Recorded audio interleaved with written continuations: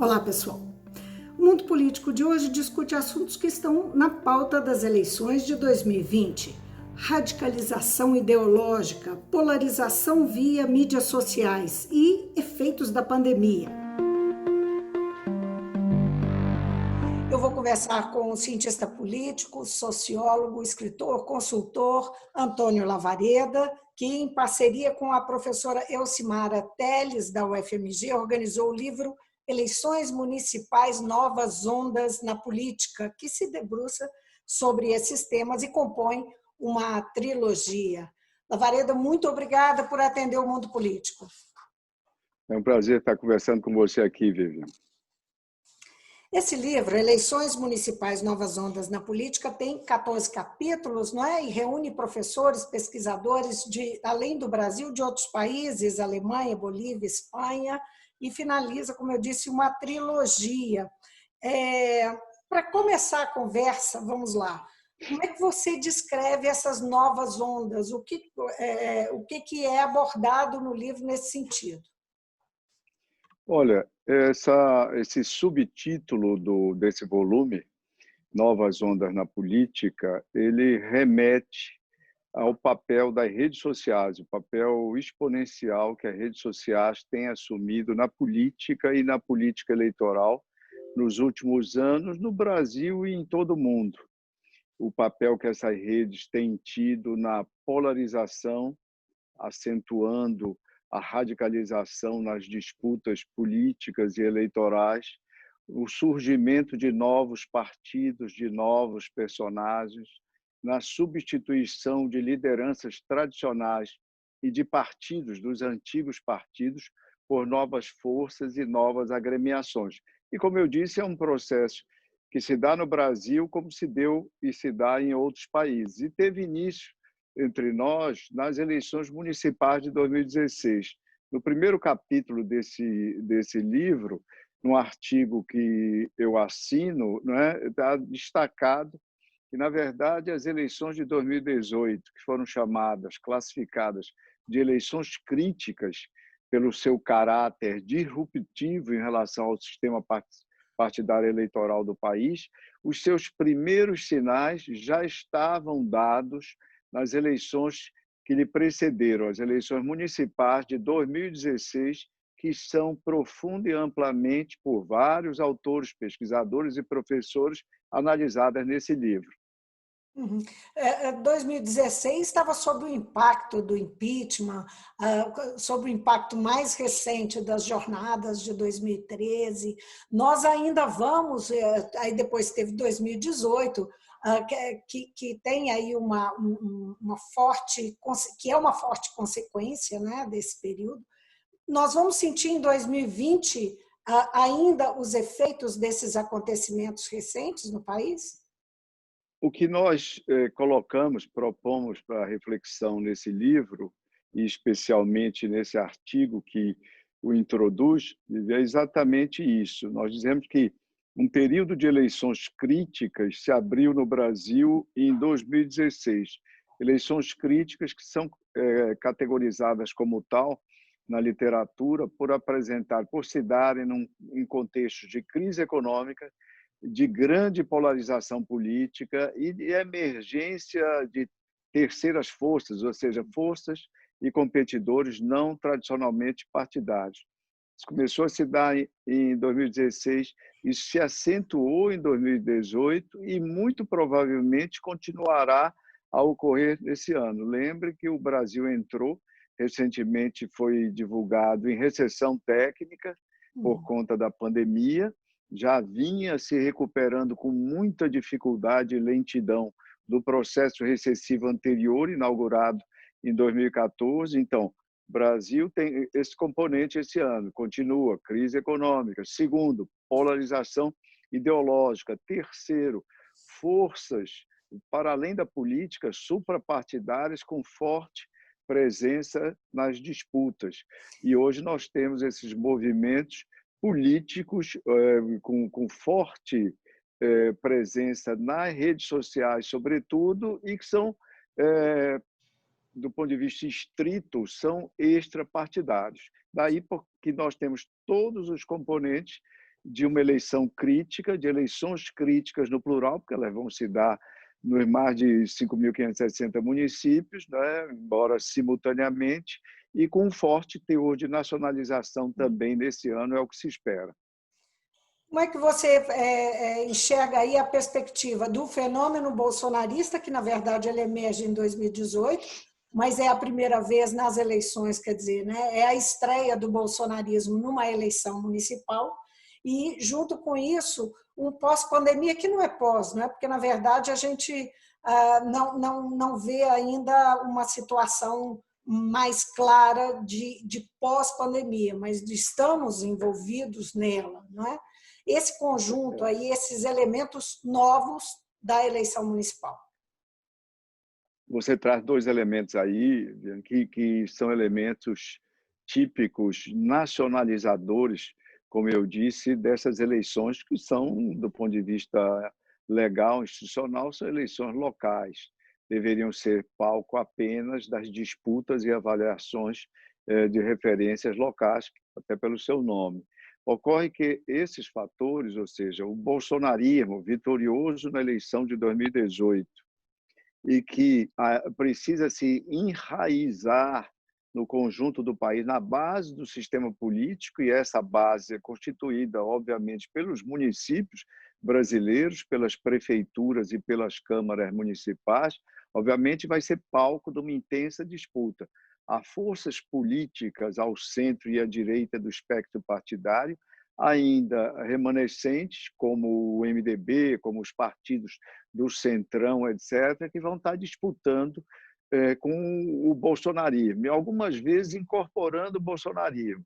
No caso do Centrão, até porque se deu uma aliança recente com esse conjunto de partidos que foram entronizados, de um lado, no governo e em lugares administrativos, nos portfólios até ministeriais, exemplo do ministro das Comunicações, e de outro, não é, abrigaram, não é, acolheram a agenda legislativa do governo no Congresso Nacional. Então, o bolsonarismo vai estar em disputa, tentando expandir sua hegemonia, né, nessas eleições para o nível municipal, nessas eleições, algumas vezes até com candidatos provenientes desses partidos agora aliados, outras vezes com o PSL, o partido com o qual o presidente foi eleito, com o qual rompeu, mas com o qual também tem ensaiado reaproximações. Então, há alguns candidatos desse partido, candidatos à prefeitura e à vereança, que vão concorrer alegando, né, se autoatribuindo o apoio à ligação com o presidente. E, de outro lado, como você lembrou, a pandemia. Só a pandemia já torna essa eleição algo de extremamente diferenciado na nossa série histórica de eleições. Nunca houve uma eleição assim. A pandemia mudou o calendário eleitoral, a pandemia mudou a gramática das campanhas, ou seja, não vai haver proximidade, proibidos ajuntamentos, qualquer coisa equivalente a comícios, a manifestações desse tipo. Ou seja, vai ser uma eleição que, do ponto de vista físico, vai ser caracterizada pelo desengajamento social. E o único engajamento que vai haver vai se dar nas redes. Nas redes, além dos maiores municípios, a campanha tradicional na TV e no rádio. Os prefeitos que tiveram um bom desempenho combatendo a Covid-19, que foram e vierem a ser reconhecidos por esse trabalho por parte da população, ou por uma parte expressiva da população, vão ter sua vida facilitada. Tradicionalmente, historicamente, crise econômica, cenários de crise econômica são muito negativos para a recondução de governantes, sejam eles presidentes, governadores ou prefeitos, que é a eleição da vez. Nesse caso, a pandemia pode contrabalançar isso, trazer um elemento novo e impedir que a taxa de reeleição de prefeitos esse ano seja ainda mais baixa que aquela registrada em 2016, que foi a menor da nossa série histórica. Apenas 47% dos prefeitos conseguiram se reeleger no ano de 2016. Mas por que esse fenômeno ocorreria, né? O eleitorado fica mais de olho no prefeito, numa situação como essa, a pandemia, que é uma coisa mundial, acaba que no ambiente mais doméstico do município, ele fica mais no foco. Teria a ver com isso que explica esse raciocínio do eleitor? É exatamente isso. O vírus pode ser visto como, deve ser visto, aliás, como um inimigo, né? Um inimigo. O mundo, o país, os estados e as cidades, municípios, seus distritos, vivem uma guerra, literalmente uma guerra contra a Covid-19. Em cenários assim, de guerras, de grandes conflitos, a população olha para os líderes, né? Os líderes que têm a obrigação de lhes guiar, né? E de lhes defender nessas circunstâncias. E, obviamente, passada a fase mais grave, passada a fase de maior perigo, consciente ou inconscientemente, os cidadãos, no caso os eleitores, fazem uma avaliação do desempenho dessas lideranças. Durante todo esse período, os prefeitos praticamente nas cidades centralizaram as atenções. As pessoas, no momento de risco, no momento, como eu acentuei, de perigo, elas não ficam se perguntando o que é que os opositores, os líderes de oposição estão pensando, dizendo ou fazendo. Elas perguntam o que é que a administração municipal, o que é que os postos de saúde, o que é que os hospitais de campanha, quando for o caso, o que é que as autoridades sanitárias, em geral, estão orientando e estão provendo em termos de assistência à população. E é por isso a centralidade que os dirigentes assumem nesse contexto. Isso pode, como eu disse, beneficiá-los, se ao fim e ao cabo, ou pelo menos passada a fase de perigo maior, como eu disse, a sua avaliação for positiva, as pessoas concluírem que, diante das circunstâncias e com base nos recursos de que dispunham, eles se saíram bem, tiveram bom desempenho, ou pode ser negativa se o saldo for nessa direção, negativo. E aí eles terão extrema dificuldade para a consecução da reeleição, Viviane. Você acredita que pode ter algum efeito, aquela discussão que faz parte do que acabou sendo a última, talvez a grande última discussão da polarização do país, que é a questão de ter o isolamento, não ter o isolamento, agir de forma negacionista, ou enfim, que foi capitaneada pelo próprio presidente da República, contra aqueles, enfim, aqueles prefeitos e governadores que achavam que não, que tinha que haver um alinhamento com o que a ciência dizia. Isso vai pesar aí nessa conta também para o eleitor municipal ou isso já está um pouco distante? Olha, eu acho que isso vai ser retomado, isso que você mencionou com propriedade, vai ser retomado na discussão das campanhas, exatamente no capítulo que eu mencionei, ou seja, no capítulo de avaliação da postura, das atitudes, das ações, do comportamento dos gestores públicos, no caso dos gestores municipais. Candidatos vão criticar e criticar aqueles prefeitos que tiveram o comportamento X ou Y, ou seja, aqueles que primaram mais pelo isolamento, recomendaram mais isolamento, ou aqueles que relaxaram na questão do isolamento, não adotaram medidas mais rígidas, etc. Vai haver posições numa direção, na outra, e, ao fim, os eleitores vão naturalmente se dividir, mas, com certeza, haverá uma porção maior e, em decorrência, uma porção menor, e isso ditará, isso assinalará quem, ao fim, deterá a medalha pelo seu desempenho durante o período da pandemia no município. Se o prefeito, candidato à reeleição ou apoiando o seu candidato, ou o opositor que, com uma postura diferente, recomendou e defendeu posturas contrárias. Agora, voltando um pouquinho atrás ali na nossa conversa da relação, como é que o bolsonarismo entra na história? E Bolsonaro? Bolsonaro vai entrar em campo? Até que ponto essa aproximação? Falou-se no PSL, como você mencionou, a possibilidade de uma aproximação, de um retorno. do próprio Centrão. O Bolsonaro precisa ter um partido, ele precisa deixar de ser um presidente sem partido nesse momento para influir no jogo eleitoral, e o quanto isso é importante para 2022. Olha, vamos dividir a tua questão, que é bastante aberta, né? Aborda um leque bem razoável e importante de questões. Vamos tentar respondê-la por partes.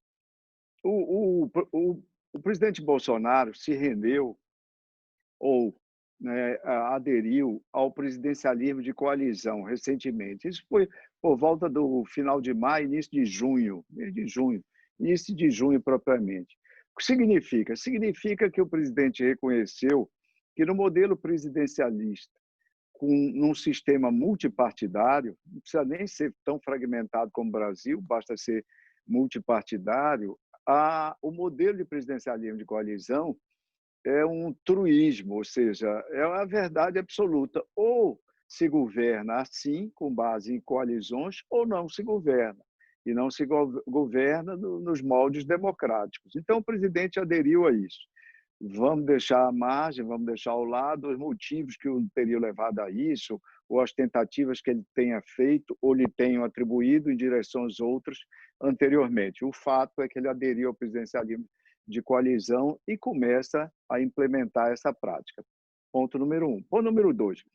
O presidente, naquela fase anterior à sua aliança com o Centrão, naquela fase em que ele tinha posturas, digamos, mais arrobadas, mais arrojadas, de conflito com poderes, etc. e tal, ele, em algum momento, esse conflito se manifestou também na sua relação com o partido pelo qual ele se elegeu, o PSL.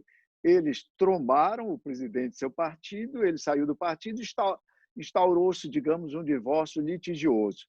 Eu creio que hoje a postura do presidente, nessa nova fase, que é muito importante, é uma fase 2 do seu governo, muito significativa, a história vai registrar isso, ele não teria realizado essa manobra. Ou, se tivesse saído do partido, teria ido diretamente para outro partido e sem tanta marola, sem tantos problemas criados em derredor. Mas o fato é que, como eu disse a princípio, vários candidatos do PSL vão continuar insistindo na sua ligação com o presidente nas eleições desse ano. Mesmo que o presidente não apoie extensamente candidatos no primeiro turno, é impossível que muitos candidatos Brasil afora, na maioria dos municípios, se não em todos, se arvorem ou se coloquem como candidatos afinados, sintonizados com o presidente. Ou seja, o bolsonarismo vai estar na disputa com apoio, quer os candidatos tenham o apoio explícito, a indicação, o dedo do presidente ou não.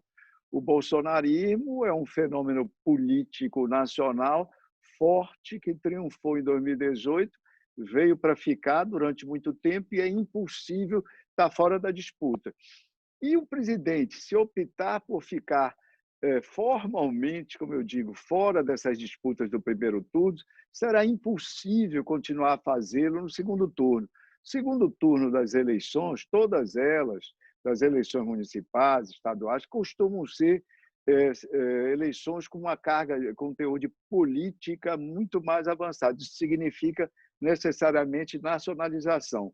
O bolsonarismo vai disputar as eleições no primeiro turno e vai estar com bastante força presente no segundo turno, sobretudo naqueles municípios em que você tiver uma força direita e uma força esquerda disputando no segundo turno o comando das cidades. Pois é, essa era a questão que eu estava aqui com ela na cabeça. Se ele, que representa uma extrema-direita, o bolsonarismo, que vem se alinhando bem no ponto mais extremo da direita no Brasil, quem vai estar do outro lado, não é? Você mencionou a esquerda. A polarização no segundo turno ela tende a ser o normal, mesmo que não haja distâncias ideológicas tão grandes. Mas o que a gente pode esperar desses segundos turnos aí pelo país? Não é? Que são cidades com mais de 200 mil habitantes, são cidades maiores, com um perfil específico e que tem agora esse fenômeno, né? Veja uma coisa, uma incógnita, uma questão que nós não podemos responder ainda, precisamos acompanhar é o seguinte: qual será o grau de realinhamento partidário nessas eleições municipais? Nós sabemos que vão ser eleições críticas. As eleições críticas, elas mudam necessariamente o status quo. Então, mas qual será o grau desse realinhamento? Eu vou dar um exemplo para você, vou dizer concretamente alguns pontos para você. O partido que saiu, os partidos que saíram absolutamente vitoriosos das eleições de 2016 foram o PMDB, agora voltando a ser MDB, e o PSDB, tá certo? Eles fizeram 19% e 15% dos prefeitos eleitos. Nas grandes cidades, acima de 200 mil eleitores, nós temos 95 municípios assim, foi o PSDB que chegou a ter 30% dos prefeitos eleitos, tá certo? Um número, 28 prefeitos, um número super expressivo. E o MDB vem em segundo lugar. Pois bem, nós estamos falando de 2016, o PSDB tinha saído, tinha perdido por uma pequena fração de votos as eleições de 2014, a presidente Dilma tinha sido empichada, né, meses antes, etc. O PT levou um baque, o PT perdeu, Viane, 60% das suas cadeiras de prefeitos nas eleições de 2016 em relação às que tinha conseguido, conquistado em 2012. Pois bem, o PSDB vai conseguir manter esse número de municípios, o MDB vai conseguir manter esse número de municípios, vai haver um realinhamento.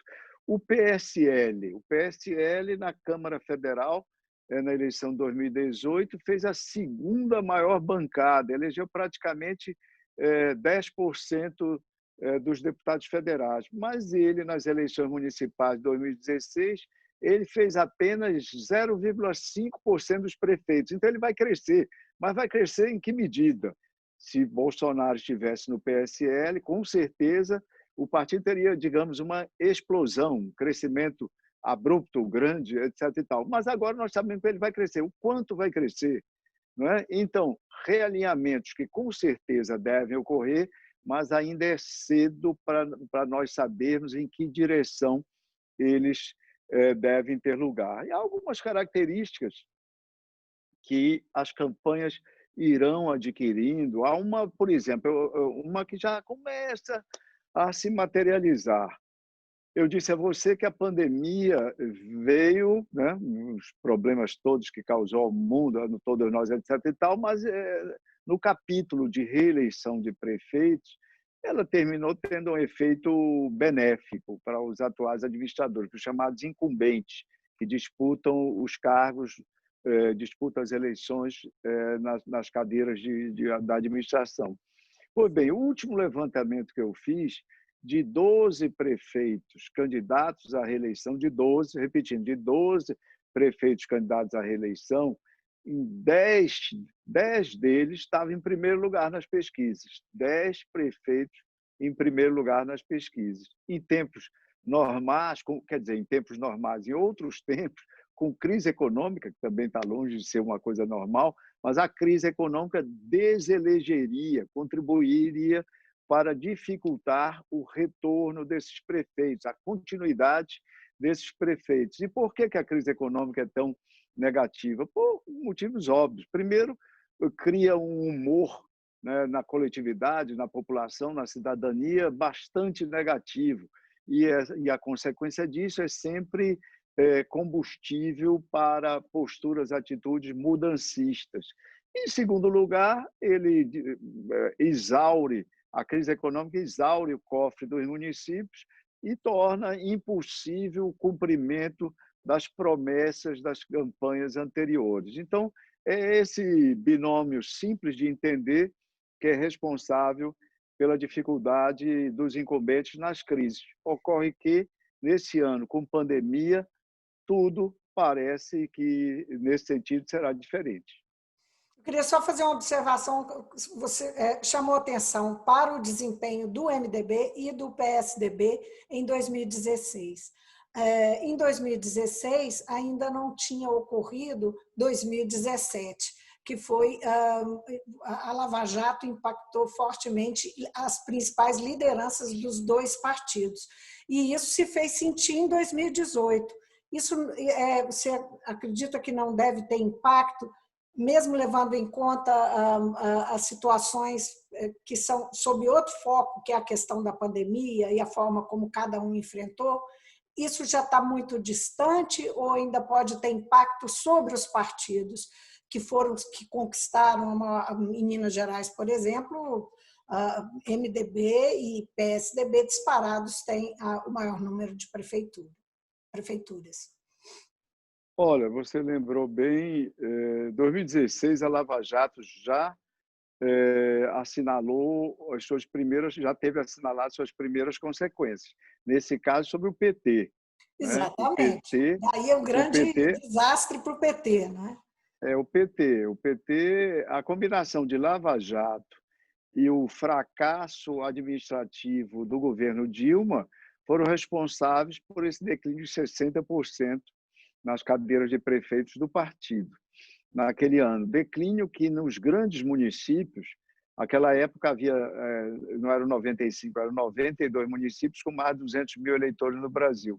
Pois bem, o PT perdeu 95% das suas prefeituras. Tinha 17, só conseguiu eleger um em 2016. E, como você lembrou, em 2017, a Lava Jato expande a sua ação e suas consequências, alcança MDB, alcança PSDB, tudo isso foi se materializar, né, em 2018, deixando esse espaço do centro-direita com atores partidários sem legitimidade, sendo substituídos na representação desse segmento do eleitorado pelo então capitão deputado candidato Jair Bolsonaro, que termina fazendo o que eu já chamei de troca de guarda, mesmo assumindo as rédeas do comando desse eleitorado de centro-direita e chegando ao poder. Óbvio que essa questão da corrupção, essa questão da política tradicional continua importante, mas você há de convir que não terá provavelmente o mesmo peso que teve em 2018 ou em 2016, começou lá de trás. Porque, só para lembrar, o ministro Sérgio Moro, que era o campeão dessa causa, ele participou do governo Bolsonaro, ele saiu também num conflito, numa relação, num divórcio também litigioso, se afastou e daí o eleitorado alimentou alguma perplexidade em relação à bandeira da moralidade. O presidente, ele próprio, tem problemas com seus familiares em relação a essas questões, e agora ele abraça numa coalizão os partidos do Centrão. São partidos alvos da Operação Lava Jato. Então, vai ser muito difícil para o eleitor estabelecer, recuperar novamente como um crivo, como um filtro central essa questão digamos assim, da pureza ética das agências de representação, dos partidos, na hora de fazer suas escolhas. Certamente, a questão ética vai ser importante nas escolhas majoritárias, prefeitos, etc. e tal, na escolha e no cotejo dos indivíduos. Aliás, isso, de alguma forma, sempre foi assim. Mas depois, em 2018, isso passou a alcançar também os partidos como um todo. O que eu estou dizendo é que, do ponto de vista das pessoas jurídicas, isso deve diminuir, o que não significa que vai ser um fator desimportante para as pessoas físicas, os candidatos na disputa. E os discursos ideológicos, né? As novas ondas da política, como você mencionou, está fazendo aí uma referência exatamente à presença, à força das mídias sociais na política. Como que vai ecoar, como deve ecoar isso, em que medida isso que foi uma questão tão usada nas disputas nacionais, pode ocorrer em nível municipal, né? Você tem essa expectativa que aconteça fortemente ou não? Olha, eu acho que vai ser forte no nível municipal a discussão no plano na dimensão da política identitária, ou seja, a questão dos negros, das mulheres, a questão da população LGBT, tudo isso, a questão da escola as políticas públicas conectadas com isso, aborto, escola sem partido, coisas desse tipo. Isso vai ser muito forte, mas, sobretudo, vão ser bandeiras levantadas, arguídas pelos candidatos proporcionais, né? Nós temos um sistema proporcional de lista aberta. Pela primeira vez, não vamos ter coligações e eleições proporcionais. Muito provavelmente, dos partidos vai ser exigido, pela primeira vez, nessas disputas, uma identidade, uma cara, né? Um posicionamento político ideológico mais claro, mais nítido. Então, essas questões todas vão estar muito presentes nas eleições proporcionais, nas escolhas de vereadores. Nas escolhas majoritárias, eu não creio que isso seja tão importante, embora compareça também a um outro elemento que nós não mencionamos ainda, que deve ser adicionado, que é a questão do voto orgânico religioso. O que é que eu estou dizendo, voto orgânico religioso? Sobretudo, a participação dos setores evangélicos. Como se sabe, as igrejas evangélicas têm uma capacidade de traduzir seu apoio a candidatos em votos, em sufrágios, muito maior do que quaisquer outras denominações religiosas, e aí a porção majoritária, que é o eleitorado católico, que não vota em sintonia com seus pastores e bispos, ao contrário do que ocorre nas denominações evangélicas. Tudo isso vai estar presente. Agora, a questão ideológica com relação, por exemplo, a concepções de Estado, de posicionamento com relação à economia, mais Estado, menos Estado, posturas mais liberais, menos liberais, aí essas vão estar tumultuadas. Vão estar tumultuadas no Brasil como todo mundo, porque a pandemia fez com que todos os liberais de todos os países, os economistas liberais, os administradores liberais, etc., momentaneamente colocassem seus livros clássicos, seus clássicos, tá certo? Na gaveta, trancassem momentaneamente e fossem colocar e retomassem para análise, para subsídio das políticas públicas, Keynes e outros economistas que preveem, que pensaram em alguma importante intervenção do Estado. Ou seja, não havia, na situação de gravidade que a pandemia trouxe, que se continuar tratando o déficit fiscal como um bem supremo absoluto. Não, houve que relaxar, houve que flexibilizar, houve que fazer, no caso do Brasil, auxílio emergencial, partir em socorro dos segmentos mais necessitados da população.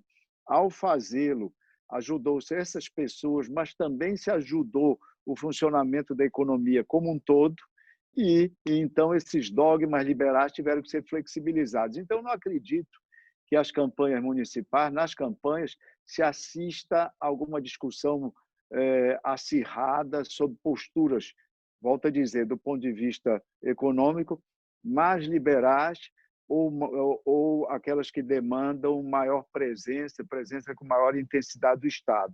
A pandemia, né, criou um tempo em que essas linhas ficaram, digamos, pouco nítidas e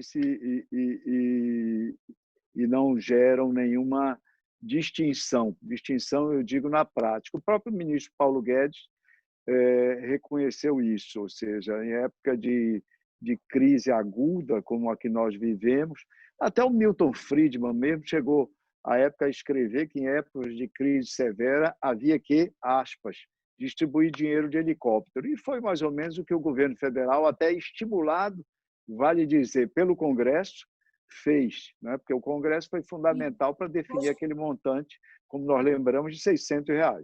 Hoje tem uma imagem bastante emblemática que você deve ter visto, do presidente, ao lado dele o ministro Paulo Guedes, eles ao ar livre, cercados eles na porta do Palácio do Planalto, cercados pelas lideranças do Centrão, basicamente do Centrão. É uma imagem bastante emblemática que, vamos dizer, traduz um pouco disso que a gente está falando, né? Eles estavam falando do auxílio emergencial, que o auxílio emergencial vai cair para metade, mas vai até dezembro, e eles estavam cercados por essas lideranças que podem garantir a coisa dessa forma, né?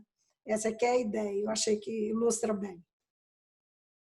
É verdade. E também isso ilustra, essa foto que você menciona, ilustra a dificuldade que o bolsonarismo teria para tentar colocar como eixo central ou como coluna vertebral da disputa municipal desse ano a questão da ética na política ou a questão da velha política versus o que seria algo que seria uma nova política. Quer dizer, as bandeiras vão ter que ser alteradas aí um pouco, nesse campo bolsonarista. Muitíssimo obrigada, Antônio Lavareda, por essa conversa. Eu tinha outras tantas coisas para conversar com você, mas realmente o nosso tempo está esgotado, mas foi muito bom tê-lo novamente no programa. Muito obrigado pelo convite, viu? E agradeço a oportunidade de estar aqui mais uma vez conversando com vocês e com os seus telespectadores. Um abraço, então. Até a próxima. Até a próxima.